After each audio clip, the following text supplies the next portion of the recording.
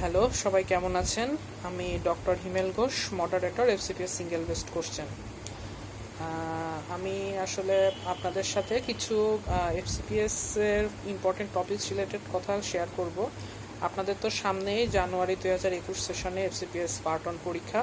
আশা করা যায় এতদিনে আপনারা সব কিছুই গুছিয়ে নিয়েছেন পড়া। আমি শুধু অল্প কিছু বিষয় একটু টাচ করব যেগুলো ক্লিনিক্যালি ইম্পর্টেন্ট, পরীক্ষায় বারবার আসে এবং আপনাদের অনেক সময় ভুল হয়ে যায়, কিংবা মানে গুরুত্বপূর্ণ কিন্তু অনেক সময় পড়া হয় না। ঠিক আছে, এই সমস্ত টুকটাক ছোটোখাটো বিষয় নিয়ে আমি একটু আলোচনা করব। সো আজকে আমার আলোচনার বিষয় থাকবে হাইড্রাটিড সিস্ট নিয়ে, অর্থাৎ ইকাইনোকক্কাস গ্রানুলোসাস। এই জিনিসটা নিয়ে আমরা জানি যে ইনফেকশাস ডিজিজ এটা কিন্তু এফসিপিএস পার্ট 1 মেডিসিনের থার্ড পেপারের খুবই গুরুত্বপূর্ণ একটি টপিকস। ঠিক আছে, ইনফেকশাস ডিজিজ থেকে 15টা প্রশ্ন আসে, 15টা প্রশ্ন টোটাল 30 মার্ক। এই 15টা প্রশ্নের মধ্যে প্রায় 10 থেকে 12টা প্রশ্ন এটা থাকে ক্লিনিক্যাল ইনফেকশাস ডিজিজ নিয়ে, এবং বাকি যে 4-5 মার্ক এটা কিন্তু থাকে প্রিন্সিপাল অফ ইনফেকশাস ডিজিজ এটা নিয়ে, অর্থাৎ জেনারেল ডিসকাশন নিয়ে এখান থেকে। তো আজকে আমার আলোচনার বিষয়বস্তু হাইড্রাটিড সিস্ট নিয়ে। হাইড্রাটিড সিস্ট মূলত একটি parasitic infection in the human body. তো আমরা কিছু ইম্পর্টেন্ট টপিকস জেনে নিই আজকে হাইড্রাটিড ডিজিজ নিয়ে।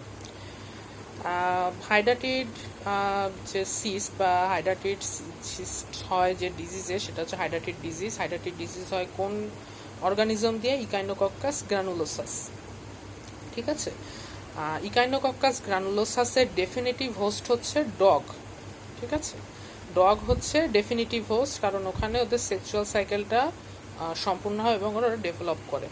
এই ইকাইনোকক্কাস গ্রানুলোসাস কিন্তু একটি টেপ ওয়ার্ম, অর্থাৎ ফিতাকৃমি।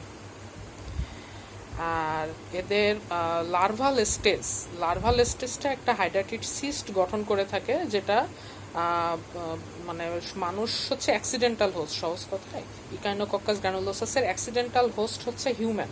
তবে সচরাচর যারা ফ্রিকোয়েন্টলি আক্রান্ত হয়ে থাকে তাদের মধ্যে আছে শিপ, ক্যাটেল, ক্যামেল, আদার এনিম্যালস, যেগুলা হচ্ছে মানে ডগের যে ফিসিসের কন্টামিনেশন হয় যেসব জিনিস, যেমন পানি হতে পারে বা কোনো ঘাস হতে পারে, কোনো পরিত্যক্ত খাবার হতে পারে, এগুলোর কন্টামিনেশনে যখন আসবে তখনই কিন্তু এই শিপ, ক্যাটেল বা ক্যামেল এরা কিন্তু এফেক্টেড হবে।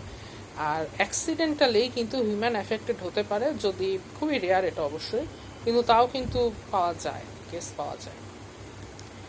মানুষ কখন এফেক্টেড হবে? যখন ধরেন যারা বাড়িতে কুকুর পোষেন, যারা ডগ হ্যান্ডলিং করেন, বা ধরেন কুকুরকে কোনো খাবার খাওয়াচ্ছেন, পানি খাওয়াচ্ছেন, ওই খাবার বা পানিটাই যদি আপনি আবার খেয়ে ফেলেন বা অ্যাক্সিডেন্টালি চলে আসে আপনার শরীরে, তখন কিন্তু এটা হতে পারে। অ্যাক্সিডেন্টালি হিউম্যান যে ইকাইনোকক্কাস গ্রানুলোসাসের একটা কিন্তু ইনটেক হতে পারে তার বডিতে। এই যে ইকাইনোকক্কাস গ্রানুলোসাসের এগ, যেটা ডগ ফিসেসের মাধ্যমে পরিবেশে এসেছিল, সেখান থেকে হিউম্যান শরীরে প্রবেশ করলো, এখান থেকে লার্ভা রিলিজ হবে। ঠিক আছে, এই লার্ভা রিলিজ হওয়ার পরে স্মল ইন্টেস্টাইনের লার্ভাটা রিলিজ হবে এবং এটা ব্লাড স্ট্রিমে চলে আসবে, আমাদের রক্ত প্রবাহে চলে আসবে, সেখান থেকে চলে যাবে, প্রথমে যাবে লিভারে, কারণ পোর্টাল সার্কুলেশন, পোর্টাল ভেইন দিয়ে সব কিছু তো আলটিমেটলি লিভারে যাবে প্রথমে। সো ওখানে এই আপনার লার্ভাল স্টেজটা এটা সিস্ট হিসাবে আস্তে আস্তে আস্তে আস্তে গ্রো করতে থাকে। কখনো কখনো দেখা যায়, এমনও প্যাটার্ন দেখা যায় যে কিছুদিন গ্রো হলো, আবার একটু থেমে গেল, তারপরে আবার গ্রো হলো, আবার থামলো, এইভাবে ইন্টারমিডিয়েন্ট এটা। ঠিক আছে, আচ্ছা, হাইড্রাটিড সিস্টের মধ্যে কি থাকে? এখানে থাকে একটা এনভেলপ থাকে, ফাইব্রাস পেরিসিস্ট, একটা ফাইব্রাস আবরণী থাকে, ল্যামিনেটেড হায়ালিন মেমব্রেন থাকে যার নাম একটোসিস্ট, এবং ইনার জার্মিনাল লেয়ার তথা এন্ডোসিস্ট। তাহলে তিনটা জিনিস, একটা হচ্ছে সারাউন্ডিং লেয়ার যেটা ফাইব্রাস পেরিসিস্ট, একটা ল্যামিনেটেড হায়ালিন মেমব্রেন অর্থাৎ একটোসিস্ট, এবং ইনার জার্মিনাল লেয়ার যেটা এন্ডোসিস্ট। এই এন্ডোসিস্ট কিন্তু আবার ভিতরে ডটার সিস্ট ফর্ম করে, অর্থাৎ germinating cystic blood capsule in which larva develops, অর্থাৎ একাইনোকক্কাস গ্রানুলোসাসের লার্ভাগুলাই সিস্টের মধ্যে ডেভেলপ করে।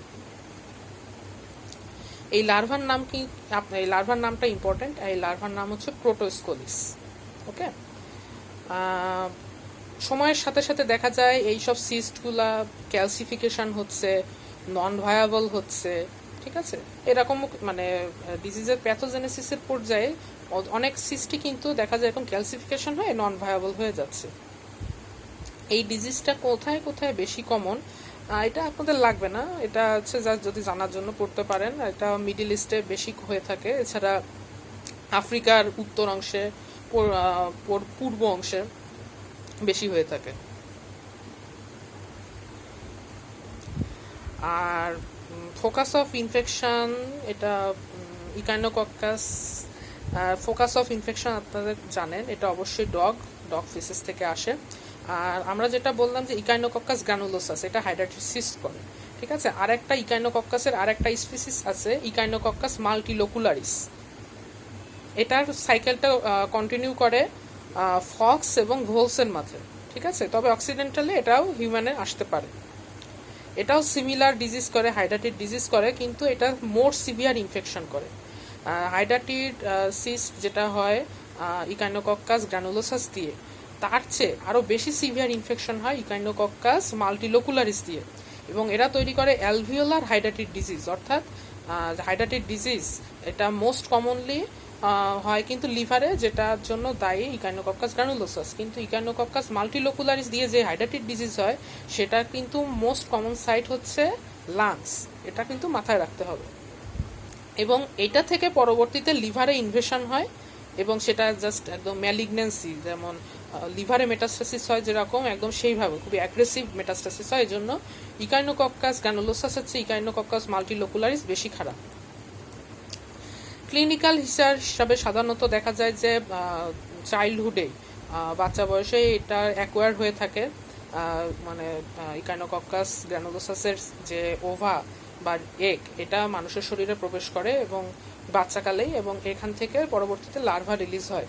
অনেক বছরের পর বছর ধরে এটা গ্রো করতে থাকে, এবং আলটিমেটলি এটা যখন লিভারে গ্রো করে তখন লিভারে তো সিস্ট তৈরি করে এবং লিভারে প্রেশার সিমটম ক্রিয়েট করে। প্রেশার সিমটম কি, লিভারের আশেপাশে যতগুলো পেরিপোর্টাল মানে পোর্টাল স্ট্রাকচারগুলো আছে, বাইল ডাক্ট, তারপরে হেপাটিক আর্টারি, তারপরে হচ্ছে ভেনিউল, এইগুলোর উপর প্রেশার তৈরি করে, ফলে অবস্ট্রাকটিভ জন্ডিস হওয়ার একটা চান্স কিন্তু থাকে হাইড্রাটিড ডিজিজে। 75% পেশেন্ট যাদের হাইড্রাটিড ডিজিজ থাকে, এটা ম্যাক্সিমাম ক্ষেত্রে হয় রাইট লোব অফ লিভার। তার মানে ম্যাক্সিমাম হাইড্রাটিড ডিজিজ দেখা যায় লিভারে, এবং অবশ্যই রাইট লোব অফ লিভারে, এবং একটা সিঙ্গেল সিস্ট থাকে। মাল্টিপল রেয়ার, খুবই রেয়ার, সাধারণত সিঙ্গেল সিস্ট থাকে। আর আরও কিছু কিছু ক্ষেত্রে দেখা যায় সিস্ট লাংসে পাওয়া যাচ্ছে, বোনসে পাওয়া যাচ্ছে, ব্রেইনে পাওয়া যাচ্ছে। তাহলে সাইড আমরা জানছি 4টা: লিভার, লাংস, ব্রেইন, বোন, ঠিক আছে।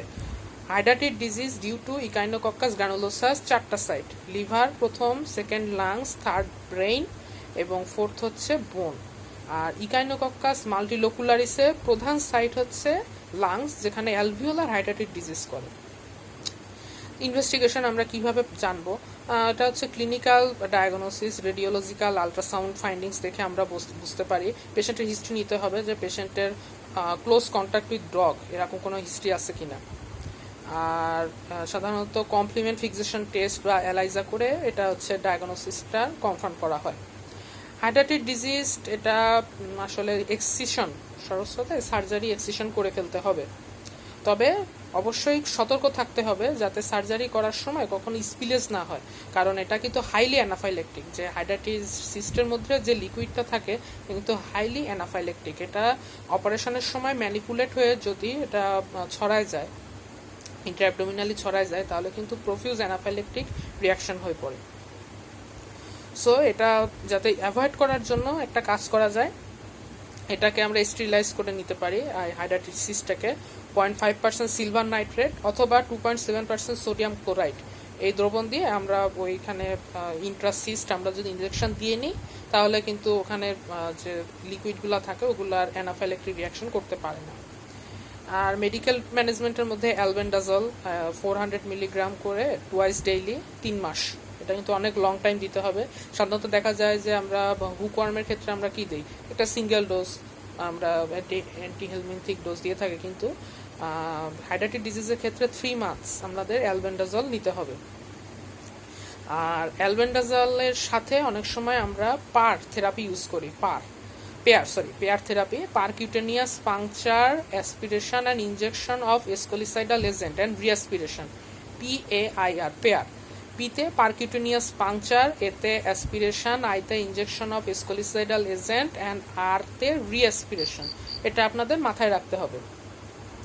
তাহলে আমাদের ম্যানেজমেন্টের মধ্যে পড়লাম সার্জিক্যাল আর মেডিকেল। সার্জিক্যাল ম্যানেজমেন্টের মধ্যে আমাদের এক্সিশন সার্জারি করে, মেডিকেল ম্যানেজমেন্টের মধ্যে আপনাদের অ্যালবেন্ডাজল অ্যান্ড পেয়ার থেরাপি।